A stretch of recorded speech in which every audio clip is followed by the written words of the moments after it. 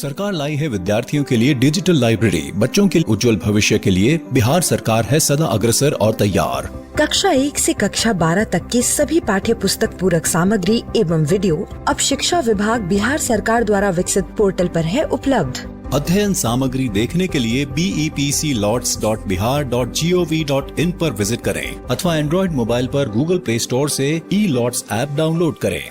शिक्षकों, अभिभावकों एवं बच्चों से अनुरोध है कि इस लाइब्रेरी का अधिक से अधिक लाभ उठाएं और अपनी पढ़ाई जारी रखें। हेलो बच्चों, कैसे हैं आप? जैसा कि आपको पता है कि स्कूल बंद होने के कारण हम अपनी पढ़ाई दूरदर्शन के माध्यम से कर रहे हैं और हमारे लिए क्लास 3 से 5 की पढ़ाई प्रतिदिन दोपहर 4 बजे से 5 बजे तक शुरू हो चुकी है। हमें क्या करना है कि रोज़ाना समय पर अपनी पेंसिल और कॉपी के साथ मेरा दूरदर्शन मेरा विद्यालय कार्यक्रम में शामिल होना है, जहां हम नई नई चीज़ें सीखेंगे, वह भी मनोरंजक तरीके से। तो तैयार है ना आप सब? आज सबसे पहले हिंदी की कक्षा में खुलेगा कहानियों का खजाना और हम लोग देखेंगे एक कहानी जिसका नाम है चुप मेरी नाक कुछ कह रही है। उसके बाद अक्षरों को आगे पीछे कर शब्द बनाना सीखेंगे, वह भी एक गेम के माध्यम से जिसका नाम है आगे पीछे। फिर हम लोग पढ़ेंगे लिंग के भेद। उसके बाद गणित की क्लास में हम लोग संख्याओं को और अच्छी तरह समझेंगे और फिर संख्याओं को आरोही या अवरोही क्रम में लगाना सीखेंगे एक गेम के माध्यम से जिसका नाम है लाइन लगाओ। फिर गुणा का अभ्यास करेंगे अंक पहेली में। उसके बाद समझेंगे भिन्न को। फिर हम लोग इंग्लिश में पढ़ेंगे एक स्टोरी जिसका नाम है पेंटिंग अ रेनबो और अंत में चलेंगे पटना का संजय गांधी जैविक उद्यान और देखेंगे जू शो। तो चलिए शुरू करते हैं आज की क्लास। थोड़ी सी मस्ती, थोड़ी पढ़ाई के साथ। लाखों में एक हूँ, बन लाखों में एक तू। लाखों में एक हूँ, बन लाखों में एक तू। लाखों लाख है भारतवासी, मैं लाखों में एक हूँ। लाखों लाख है भारतवासी, मैं लाखों में एक हूँ। अरे वाह काकी, कल वाला गाना। काका जरा एक बार वह गाना फिर से सुना दीजिए। कल वाला गाना? हाँ हाँ जरूर, ये लो सुनो।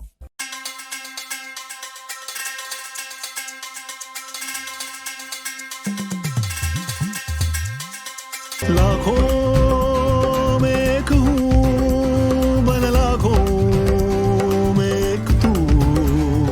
लाखों लाख है भारतवासी, मैं लाखों में एक हूँ। शिक्षा की एक बात सुनाऊं, थोड़ा थोड़ा सुन ले तू। लाखों लाख है भारतवासी, मैं लाखों में एक हूँ। सुन ले मेरी बात जरा और हो जा मेरे संग तू। खेल खेल में गजब पढ़ाई, पढ़ना अब आसान करें। खेल खेल में सब कुछ हासिल, हर मुश्किल को पार करें। नंबर शंबर जोड़ घटाना जैसे सीखे मंत्र छू। बहुत सरल है काम ये साथी, बन लाखों में एक तू। लाखों में एक हूँ, बन लाखों में एक तू। लाखों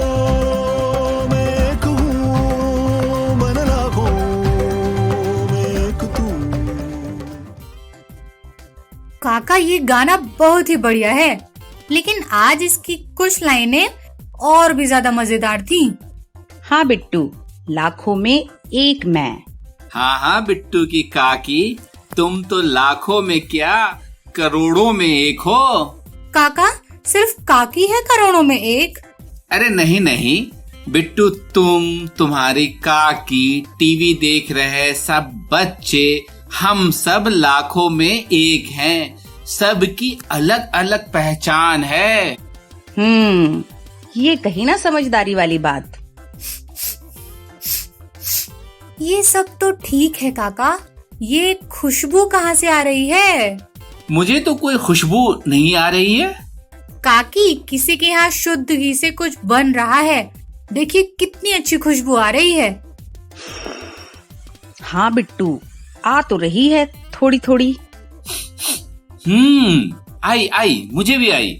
बिट्टू, तुम्हारी नाक कितनी तेज है। वो तो काकी भी कहती है काका। मुझे घर में रखी खाने की चीजों की खुशबू या बदबू तुरंत पता चल जाती है। बात तो सही है, कोई भी चीज चाहे कहीं भी क्यों ना रखी हो, बिट्टू की नाक उसका पता लगा ही लेती है। अरे बिटिया, इसी बात पर मुझे एक कहानी याद आ गई, सुनोगी? अरे काका, मैं और काकी तो कब से कहानी का इंतजार कर रहे हैं। हाँ तो सुनाइए, किसका इंतजार है?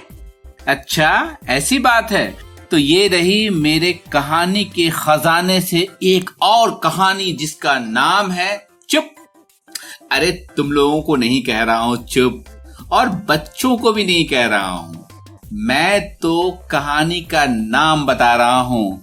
चुप, मेरी नाक कुछ कह रही है।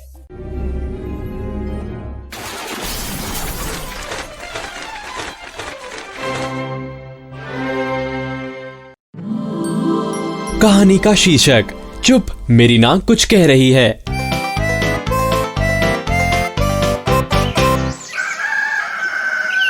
आज मैं स्कूल नहीं जाऊंगी, आज छुट्टी है। आज मैं टीवी भी नहीं देखूंगी, वैसे भी बिजली नहीं है। मैं क्या करूंगी? आज मैं अपने शरीर की आवाज सुनूंगी। पहले मुझे चुप रहना है, एकदम चुप, ताकि मैं अपने शरीर को सुन सकूं। हाँ, अब मैं अपनी सांस सुन सकती हूँ। अंदर, बाहर, अंदर, बाहर। मैं अपनी सांसों की आवाज ऊंची कर सकती हूँ।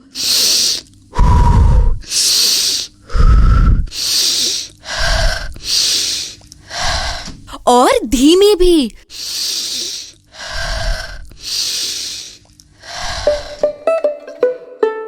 और अब मैं अपने दिल की धड़कन सुन सकती हूँ। क्या मैं अपने दिल को और तेज कर सकती हूँ और आवाज भी बढ़ा सकती हूँ? हाँ, अगर मैं 20 बार ऊपर नीचे कूदूं, ऐसे 1 2 3 4 5 6 7 8 9 10 11 12 13 14 15 16 17 18 19 20। देखा, अब मेरी दिल की धड़कन तेज हो गई। अगर मैं अपनी उंगलियां अपनी कलाई पर रखूं, तो मैं अपनी नब्ज सुन सकती हूँ। मैं अपनी हंसी सुन सकती हूँ और रुलाई भी। ताली की आवाज। सबसे ज्यादा मैं सुन सकती हूँ अपने पेट की गुड़ गुड़ गुड़। और पेट कह रहा है खाना दो, खाना दो। मेरी नाक सुन सकती है कि माँ रसोई में जलेबियां तल रही है।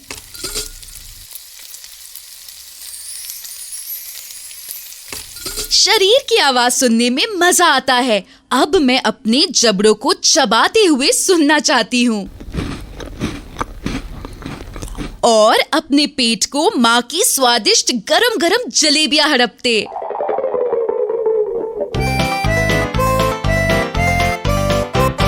इस कहानी को सुना रही थी मैं, RJ Zoya. This audio book चुप मेरी नाक कुछ कह रही है, written by Noni and translated by Ritu Singh, is published by Pratham books. बच्चों, क्या आपको भी अपने शरीर की आवाजें सुनाई देती हैं? तो जरा आप भी कोशिश कीजिए उन्हें सुनने की। आपको कितनी और किस तरह की आवाजें सुनाई देती हैं? लेकिन ध्यान रखिएगा, इसके लिए आपको किसी शांत जगह पर जाना होगा, ऐसी जगह जहाँ ज्यादा शोर न हो। कहानी सुनकर तो मुझे अपने शरीर की आवाजों को सुनने का मन करने लगा है। आपका भी जरूर मन कर रहा होगा और बिट्टू ने तो आपसे कहा ही है कि आप अपने शरीर की आवाजों को सुनिए। साथ ही इस कहानी में आपको क्या क्या अच्छा लगा घर में सबको बताइए और लिखिए भी। हाँ बिट्टू, अब तो हमारे दर्शक भी खेल का इंतजार कर रहे होंगे। हाँ काकी, ये तो हम करेंगे, लेकिन अभी वक्त हो गया है एक खेल का। बिट्टू, आज वो वाला खेल खेलें जिसमें गलत होने पर गधे की आवाज आती है। हाँ काकी, ठीक है, वही खेल खेलते हैं। तो काकी की फरमाइश पर हाजिर है आप सबके सामने खेल आगे पीछे। खेल शुरू करते हैं आगे पीछे। इस खेल में हमें क्या करना है? हाँ जी, आप जानते हैं। इस खेल में हमें अक्षरों को आगे पीछे कर शब्द बनाना है। तो चलिए खेल शुरू करें। ये क्या लिखा है? तो ल बो, लबो, तलबो। बो को आगे करके देखती हूँ। बोल, देखूं क्या ये सही है? अरे नहीं, ये तो गधा बोल रहा है, यानी ये सही नहीं है। अभी एक बार और आगे करके देखती हूँ। बो को किया ये आगे। बोतल, अरे हाँ, ये बोतल लिखा हुआ था। समझ गए ना बच्चों? देखा, बना दिया शब्द। ठीक है, इसको देखती हूँ, ये सही होगा। देखा? अच्छा, इसे जरा आप भी देखिए, ये कौन सा शब्द लिखा हुआ है? सुदाम।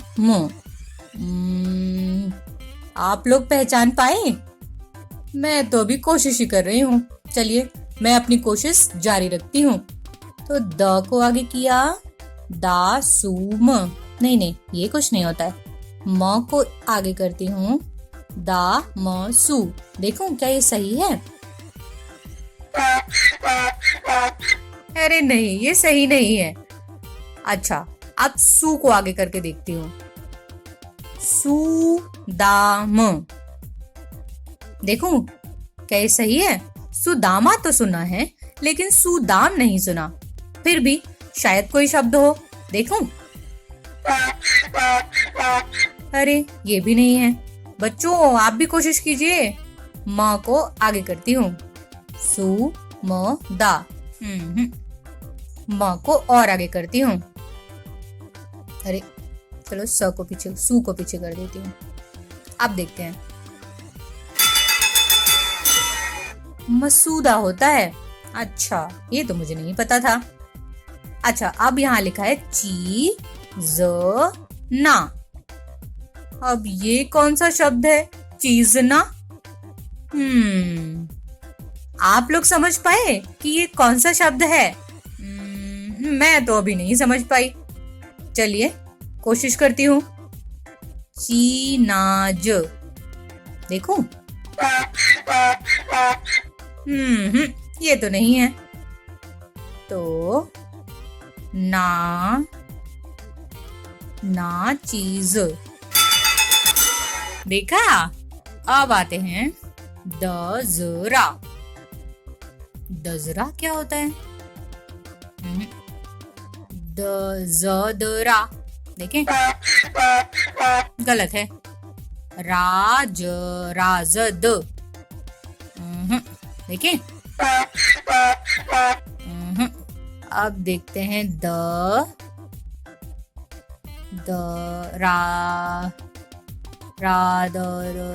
दराज। देखें? अरे हाँ, दराज था। अरे मैंने काफी कुछ खेल लिया। तो देखिए मुझे कितने अंक मिले हैं। अरे ओह, मैंने सिर्फ 70 अंक पाए। फिर से कोशिश करूंगी। अरे वाह, ये खेल सच में बहुत मजेदार है। और सबसे ज्यादा तो मजा गलत करने में आता है, जब अलग तरह की आवाज आती है। हाँ, सच में। हाँ काकी और काका, ये तो है।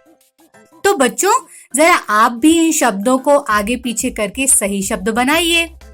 दरचा, मुजान, लातीफ, ईवाद, सामोस। बिट्टू की काकी, तुम ही बताओ आगे क्या करना है। क्या बताऊं, आप तो समझ ही रहे होंगे। हाँ काकी, काका तो आपकी बात बिना बोले ही समझ जाते हैं। अच्छा, ऐसा है क्या बिट्टू? अब तुम्हारी काकी को अगला खेल खेलने का मन है। अरे हाँ, मैं यही सोच रही थी। देखा काकी, कहा था ना। ठीक है, तो शुभ काम में देरी कैसी। ये रहा मेरे खेल के पिटारे से एक खेल, जिसका नाम है लिंग के भेद। शुरू करते हैं खेल लिंग के भेद। तो आप इसे जानते ही हैं कि इसमें आपको क्या करना है। सही समझे? इसमें आपको शब्दों को स्त्रीलिंग और पुल्लिंग में अलग अलग करना है, मतलब वर्गीकृत करना है। वैसे तो लिंग जो होते हैं वो 3 प्रकार के होते हैं, स्त्रीलिंग, पुल्लिंग और उभयलिंग या नपुंसक लिंग। पर यहाँ पे हम 2 ही लिंगों की बात करने वाले हैं। तो चलिए खेल शुरू करते हैं। स्त्रीलिंग और पुल्लिंग शब्द छांटकर अलग कीजिए। जी हाँ, अभी करती हूँ। तो पुरुष लड़के वाले में, लड़का मतलब पुल्लिंग, लड़की मतलब स्त्रीलिंग, बंदरिया मतलब स्त्रीलिंग यानी लड़की के बक्से में जाएगा। मालकिन ये भी जाएगा, यहाँ तो मैंने डाल दिया। पुत्र ये जाएगा यहाँ। लेखिका लिखने वाली, तो ये जाएंगी यहाँ। सेवक सेवा करने वाले, तो जाएंगे यहाँ। देखें ये सही है या नहीं? Right answer. बेटी बेटी बेटी में, छात्र लड़के में, सिंघनी लड़की में, बुढ़िया लड़की में, नर नर का मतलब होता है आदमी, तो जाएगा यहाँ। चीता चीता भी जाएगा लड़के में। अभी देखें क्या ये सही है? Right answer. अगला आ गया है। तो प्लीज आंसर द क्वेश्चन। बाघिन बाघिन जाएगा यहाँ लड़की में। हंसिनी हंस का हंसनी, ये जाएगा यहाँ। नाग लड़के में जाएगा। माली जाएगा लड़के में, माली। सेठानी जाएगा लड़की में। भैंसा जाएगा लड़के में। देखें क्या ये सही है? Right answer.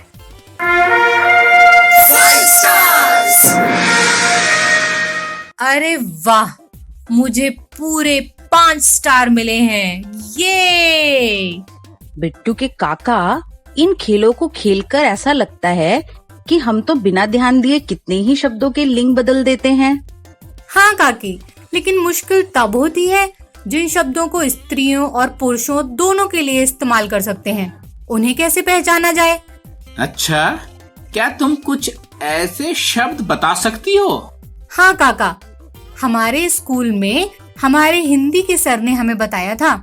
जैसे सारे सर्वनाम शब्द, वे, तुम, मैं आदि, और जितने व्यवसाय या पदों के नाम होते हैं जैसे डॉक्टर, प्रधानमंत्री, पुलिस वगैरह, इन सभी शब्दों को दोनों के लिए इस्तेमाल कर सकते हैं।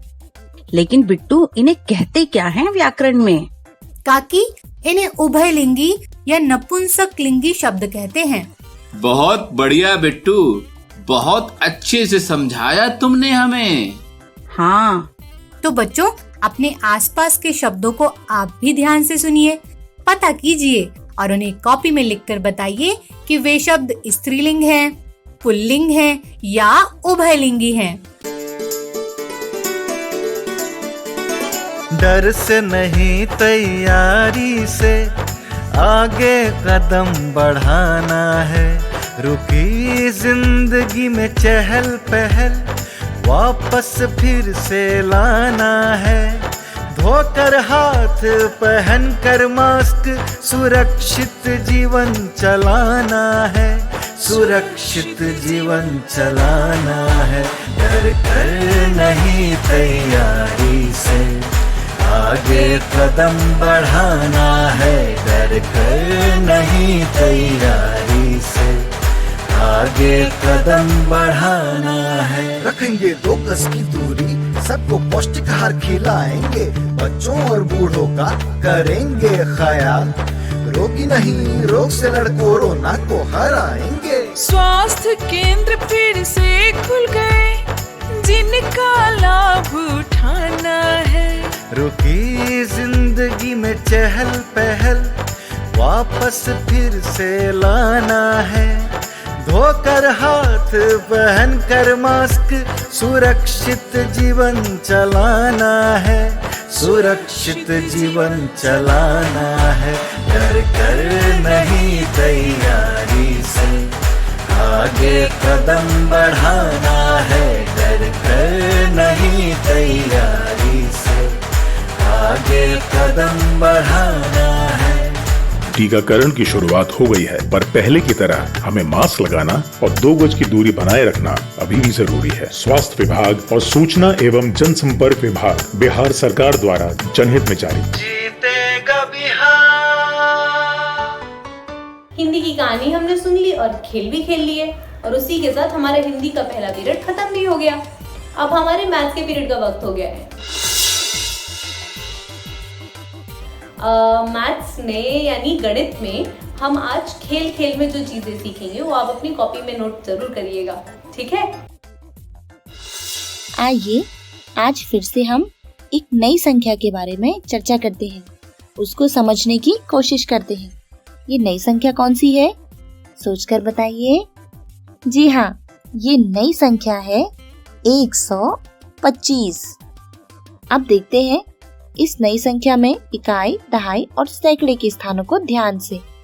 यहाँ देखिए, इकाई पर है 5 और दहाई पर 2 दहाई है, अर्थात 20 है। और सैकड़े की क्या बात है, सैकड़े पर क्या है, 1। इसका मतलब 1 सैकड़ा, 1 सैकड़े का मतलब 100 है।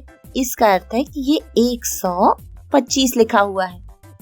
अब बात करते हैं कि 125 इन दिए गए अंकों से बड़ा है या छोटा है।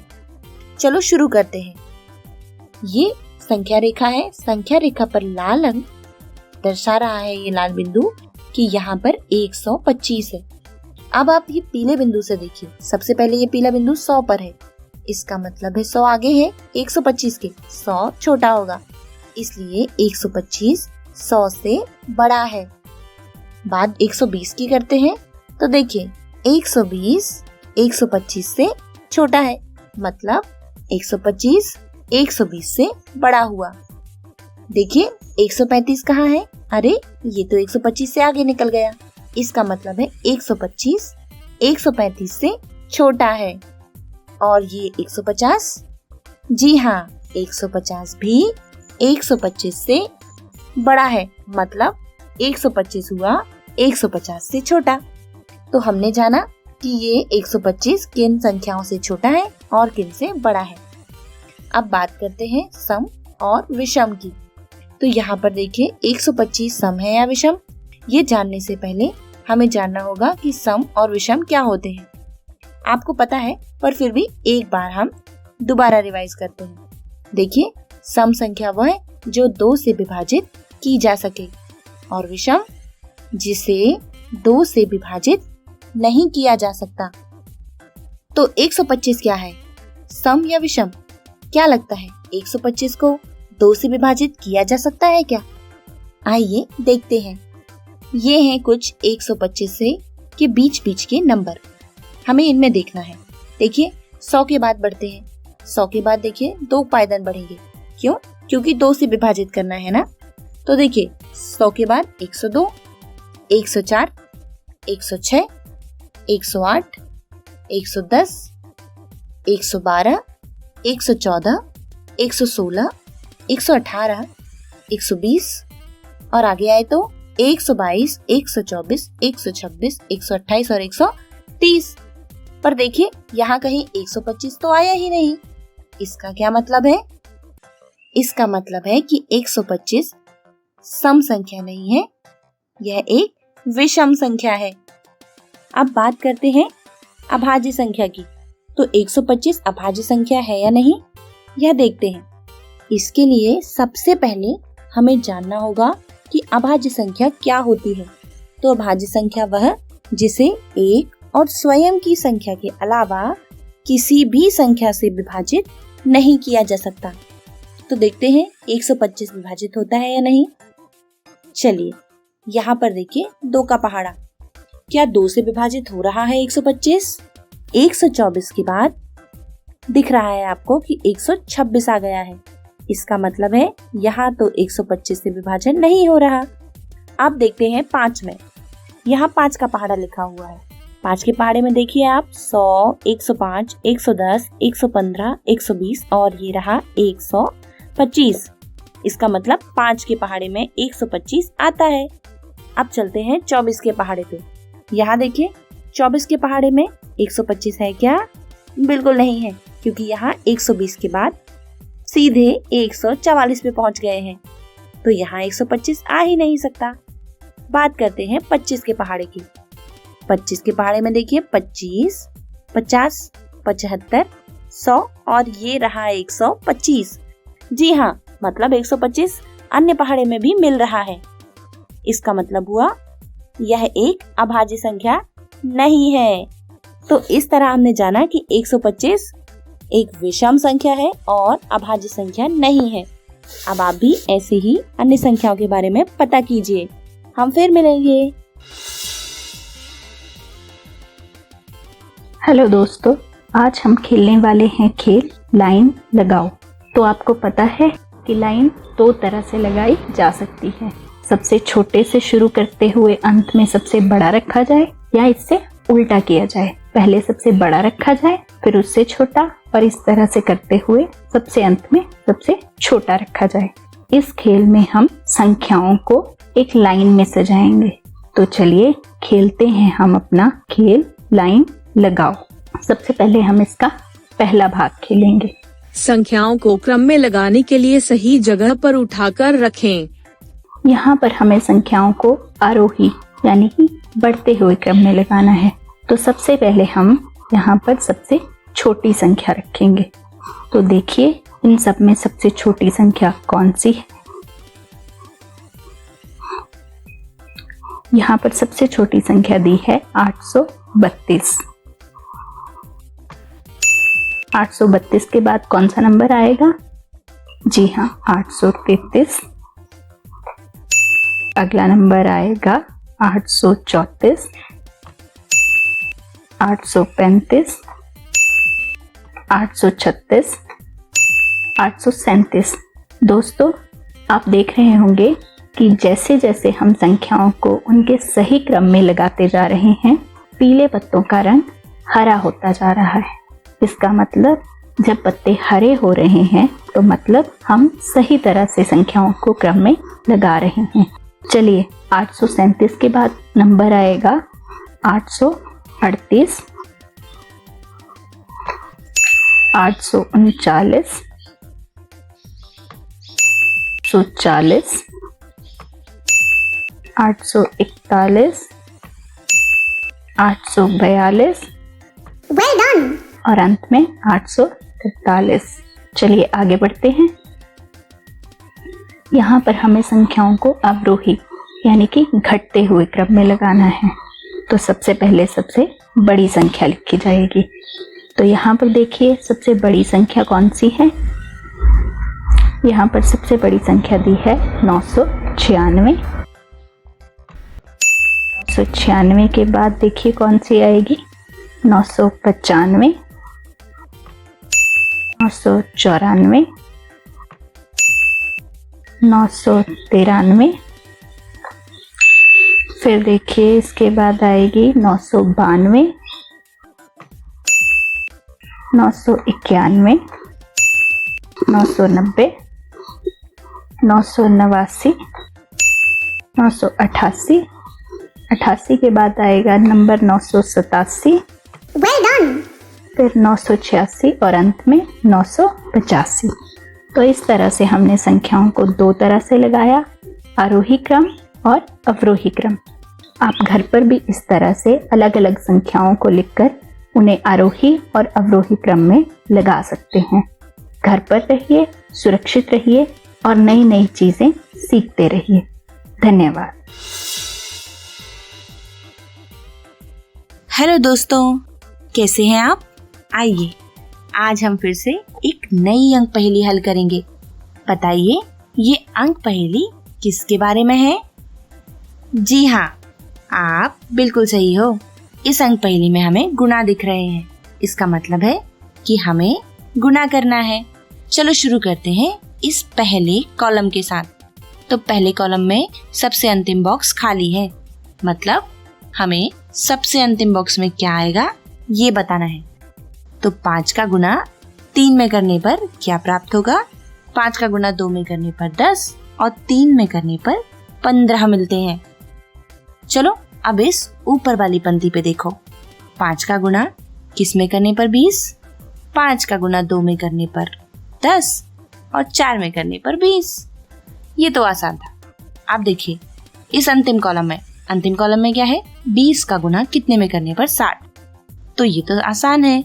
20 20 40 और 40 और 20 60। इस तरह 3 बार करना पड़ेगा 20 का गुना।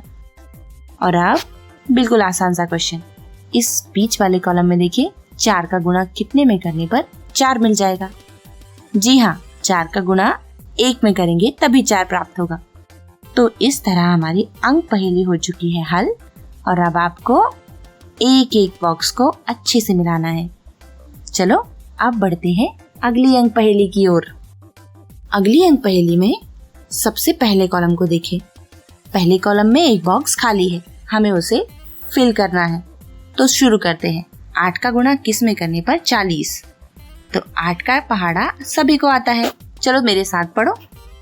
8 8 दूनी 16, 8 तिया 24, 8 चौके 32 और ये 8 पंचे 40।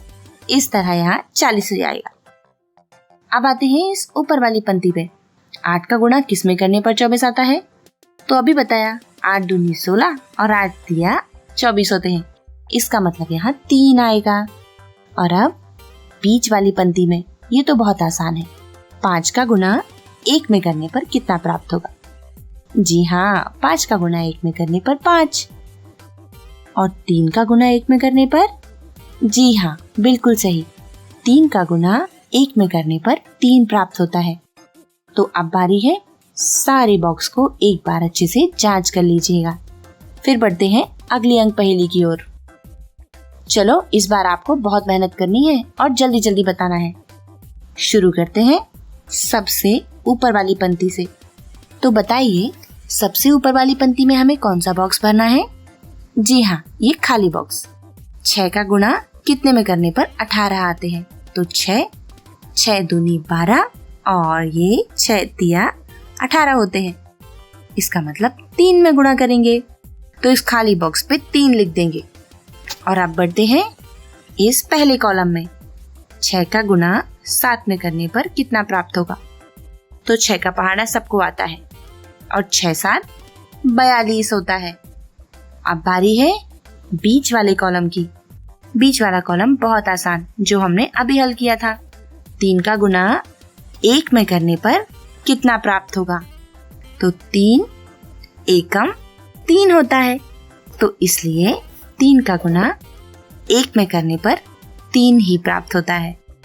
बिल्कुल सही है आप। तो हम यहाँ 3 लिख देंगे। और अब बारी है, आप बताइए अब कौन सा हमें भरना है? देखिए आगे तो सारा कुछ भर चुका है, बचा है ये अंतिम कॉलम। अंतिम कॉलम में 18 में किसका गुणा करने पर 126 मिलता है? अरे ये तो बड़ा मुश्किल है, इसे कैसे करें? एक और तरीका है हमारे पास। हम इस बीच वाली पंक्ति को देख सकते हैं। देखिए 7 का गुना 1 में हो रहा है। यहाँ से भी तो जवाब प्राप्त हो जाएगा, है ना? तो यहीं से जवाब निकालते हैं। 7 का गुना 1 में करने पर 7, इसका मतलब 18 का गुना 7 में करने पर ही 126 मिलेगा। हो गई हमारी अंक पहेली हल। तो ऐसे ही आप भी सीखते रहिएगा। हम फिर मिलेंगे, तब तक के लिए बाय बाय। हेलो दोस्तों, कैसे हैं आप? हेलो सीमा। आज हम सीमा के साथ भिन्न के बारे में कुछ और नई बातें जानने जा रहे हैं। क्या आप जानते हैं कि आपके आसपास, आपके घर में, बाहर, बगीचे में चारों ओर भिन्न है। आप वास्तव में जहां भी देखेंगे वहां आपको भिन्न जरूर नजर आएगी। चलो घर पर ही कुछ भिन्नों पर एक नजर डालते हैं। आज तुम्हारे पास कौन सी वस्तुएं हैं? ये देखो, सीमा के पास एक बर्फ की ट्रे है और ये है कुछ रंग वाला पानी। सीमा के पास कुछ रंगीन पानी है। तो बताओ, रंगीन पानी ही क्यों है? जी हाँ, ताकि हम इसे बर्फ की ट्रे में भरे जाने पर देख सकें कि पानी कितना भर गया है। सीमा, क्या आप कुछ आइस ट्रे के खानों में पानी डाल सकते हैं? बहुत अच्छा। आइए गिनते हैं सीमा ने कितने भागों में पानी डाला। 1, 2 और ये 3। तो बर्फ की ट्रे में कितने खंड होते हैं? चलो गिनकर देखते हैं कि बर्फ की ट्रे में कितने खंड हैं। 1, 2, 3, 4, 5, 6, 7, 8, 9, 10, 11 और ये 12। तो कुल 12 खंड हैं, जिनमें से 3 खंड में पानी भरा हुआ है। क्या आप सोचकर मुझे बता सकते हैं कि बर्फ की कितनी ट्रे पानी से भर गई, या बर्फ की ट्रे के कितने भागों में पानी भरा है? जी हाँ, आपने बिल्कुल सही सोचा है। इसका मतलब है कि बर्फ की ट्रे 12 में से 3 भाग पानी से भर चुके हैं। तो यह क्या हुआ? 3/12 यह भिन्न हुआ। सीमा, क्या आप अब कुछ और खंडों में पानी भरेंगे? चलो अब गिनते हैं और देखते हैं कि कितने खंड पानी से भर गए। ये रहा 1, 2, 3, 4 और ये 5 भाग। तो अब बर्फ की ट्रे पानी से कितनी भर गई है? देखिए, कुल थे 12 भाग और 5 भाग पानी से भर गए हैं। इसका मतलब है 5/12 भाग पानी से भरा हुआ है। तो यह 5/12 क्या है? यही भिन्न है। चलो अब कुछ और हिस्सों में पानी डालते हैं। अब 12 खंडों में से 8 खंडों में पानी डालते हैं। ठीक है, शुरू करते हैं। 1, 2, 3, 4, 5, 6, 7 और ये 8। तो अब ट्रे का 8/12 हिस्सा पानी से भर चुका है। तो यहाँ पर 8/12 क्या है? यह भी भिन्न है। सीमा, क्या अब आप पूरे 12 के 12 भागों में पानी भर दोगे? बहुत अच्छा। तो 12 भागों में पानी भर चुका है। इसका मतलब है कि ट्रे के 12 में से 12 भाग पूरे भरे हैं। लेकिन आप देख सकते हैं ना कि पूरी ट्रे भर गई। इसका मतलब क्या हुआ कि एक पूरी ट्रे अब भर चुकी है। मतलब 12/12 ये जो भिन्न है, यह असल में एक भिन्न नहीं है, क्योंकि 12/12 तो 1 के बराबर हो रहा है। देखिए, पूरी एक ट्रे पानी से भर चुकी है। चलिए आइए अब कुछ और महत्वपूर्ण चीजें देखते हैं, बहुत मजेदार। क्या आप इनमें से 6 भागों को पानी से भरेंगे? तो बच्चों, आप देख सकते हैं कि 12 में से 6 भाग पानी से भर चुके हैं। इसका मतलब क्या है? इसका मतलब है कि 6/12 जो ये भिन्न है, यह पानी से भरी हुई है। लेकिन क्या आप यह देख रहे हैं कि आइस ट्रे में तो असल में 2 लाइन में बटी हुई है ये आइस ट्रे, और एक लाइन और ये दूसरी लाइन। देखिए, इनमें से एक लाइन पूरी भरी हुई है। दिख रही है ना आपको? जी हाँ, तो 2 लाइनों में से एक लाइन पानी से भर गई। इसलिए हम कह सकते हैं कि 1/2 या आधी बर्फ की ट्रे पानी से भर गई है। इसका मतलब क्या हुआ कि हमने यहाँ पर 6/12 को ही 1/2 कहा है। देखिए ये दोनों एक ही बात है, या तो 6 खंड भरे हुए हैं या हम कह सकते हैं कि आधी ट्रे पानी से भरी हुई है। तो आपने समझा कि 6/12 या 1/2 दोनों एक ही बात होती है, दोनों समान बातें होती हैं। तो इसी तरह गणित में और रोचक बातों को जानने के लिए हमारे एपिसोड को देखते रहिएगा।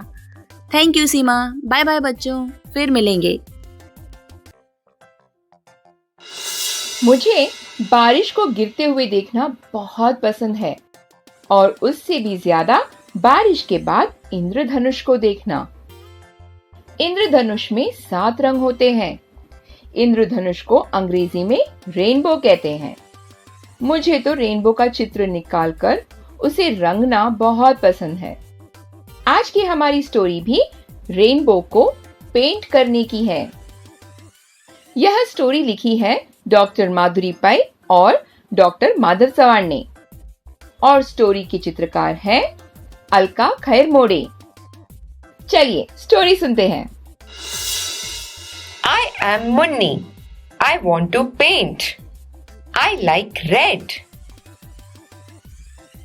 I am Bablu. I want to paint. I like orange. I am Sonu. I want to paint. I like yellow. I am Guddu. I want to paint. I like green. I am Dolly. I want to paint. I like blue. I am Bolu. I want to paint. I like indigo. I am Sweetie. I want to paint. I like violet. Look at our rainbow. It looks beautiful. कैसा लगा आपको हमारे दोस्तों का paint किया हुआ rainbow? अच्छा था ना? आप भी अपने दोस्तों के साथ मिलकर रेनबो पेंट कीजिए और अपने परिवार को दिखाइए। अगर आपको रंग ना पता हो तो स्टोरी वापस सुनिए। I am Munni. I want to paint. I like red. I am Bablu. I want to paint.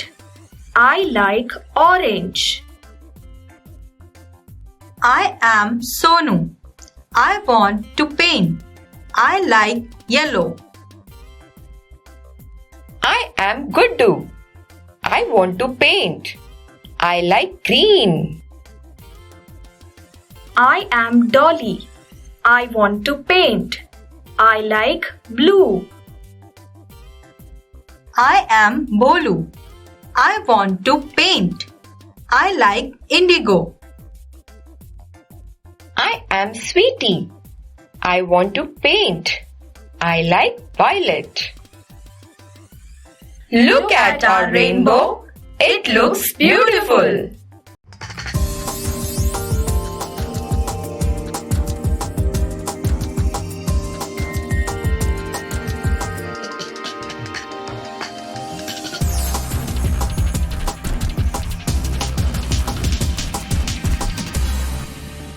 Sanjay Gandhi जैविक उद्यान जू आउटरीच प्रोग्राम के तहत आज हम हाथी के बारे में जानेंगे। हाथी स्थल प्राणियों में धरती पर पाए जाने वाला विशालतम स्तनधारी जंतु है।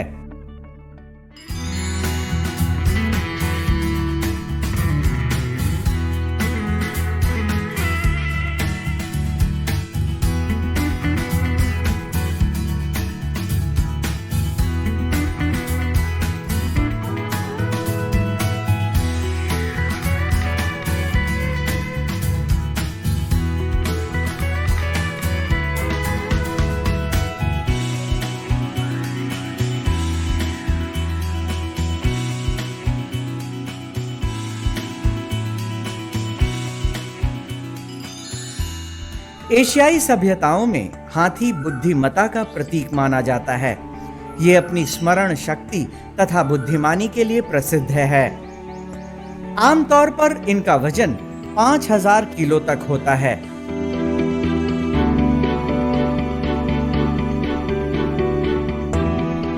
भारतीय हाथी लंबाई में 10 फुट तक पहुंच सकता है और नर मादा से ज्यादा बड़े होते हैं। भारतीय हाथी अफ्रीकी हाथियों जैसे ही दिखते हैं, पर उनके कान और दांत छोटे होते हैं। भारतीय हाथी के सूंड अफ्रीकी हाथी से ज्यादा बड़ी होती है। पंजे बड़े और चौड़े होते हैं।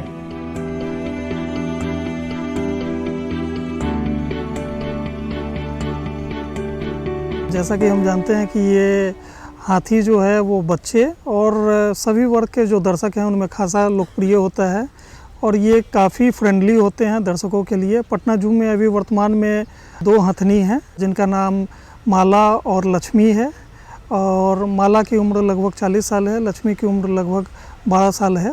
दोनों फीमेल हैं।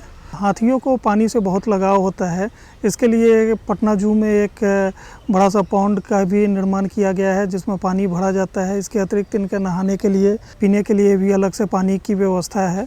गर्मी में चूँकि इन्हें ज़्यादा गर्मी लगती है तो इसके लिए एक झरने का भी इंतज़ाम किया गया है जिससे पानी ऊपर से गिरता है। इनके पैर में, आगे के पैर में 5 नाखून होते हैं और पीछे में 4 होते हैं।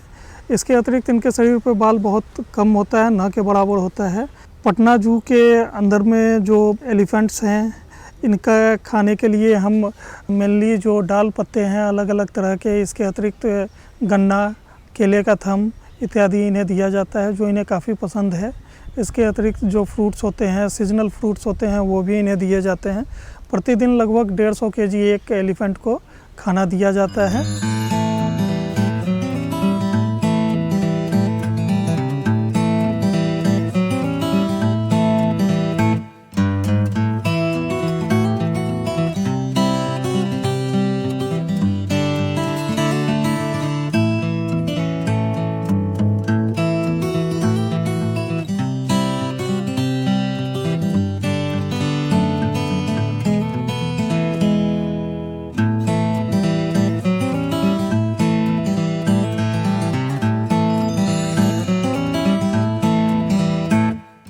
हाथी का गर्भकाल 22 महीनों का होता है जो जमीनी जीवों में सबसे लंबा है। जन्म के समय हाथी का बच्चा करीब 104 किलो का होता है। ये सामान्यतः 70 वर्ष तक जीवित रहते हैं। एक हाथी की त्वचा 3 सेंटीमीटर तक मोटी होती है। हाथी दांत हाथी के जीवन काल में निरंतर बढ़ते रहते हैं। एक वयस्क नर के हाथी दांत लगभग 1 वर्ष में 18 सेंटीमीटर की दर से बढ़ते रहते हैं। हाथी के पैरों की बनावट मोटे स्तंभों या खंभों के समान होती है। हाथी को अपनी सीधी टांगों और बड़े गद्देदार पैरों की वजह से खड़े रहने में मांसपेशियों से कम शक्ति की आवश्यकता होती है। इसी कारण हाथी बिना थके बहुत लंबे समय तक खड़े रह सकते हैं। भारतीय हाथी झाड़ीदार जंगलों के पास रहते हैं, पर इनकी निवास अन्य जगहों पर भी हो सकती है। ये स्वभाव से खानाबदोश होते हैं और एक स्थान पर कुछ दिनों से ज्यादा नहीं रहते हैं। ये जंगलों में रहते हैं, पर खुले स्थान और घास वाली जगहों पर जाना पसंद करते हैं।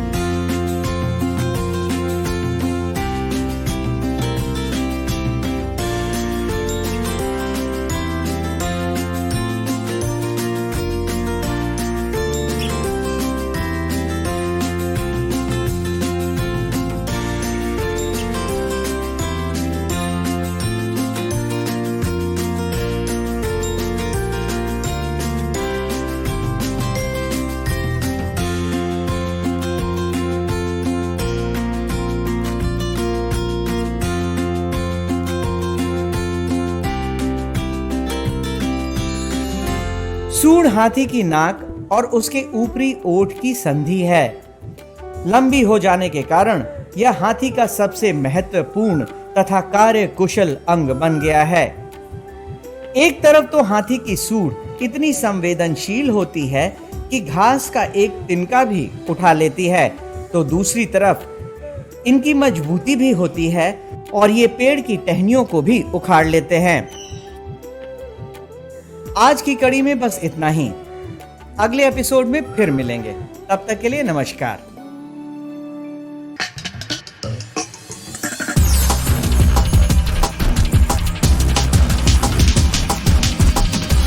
आज के दोनों विषय तो हमने सीख लिए, हिंदी भी और गणित भी। शो खत्म होने का समय आ गया है। आप अभ्यास करना शुरू कर दीजिए। आज जो बातें आपने कॉपी में नोट करी उनको फिर से दोहराइए। और मैं आपसे विदा लेती हूँ, कल मिलूंगी इसी वक्त और इसी शो पे। तब तक के लिए घर रहिए, स्वस्थ रहिए, सुरक्षित रहिए। Bye bye.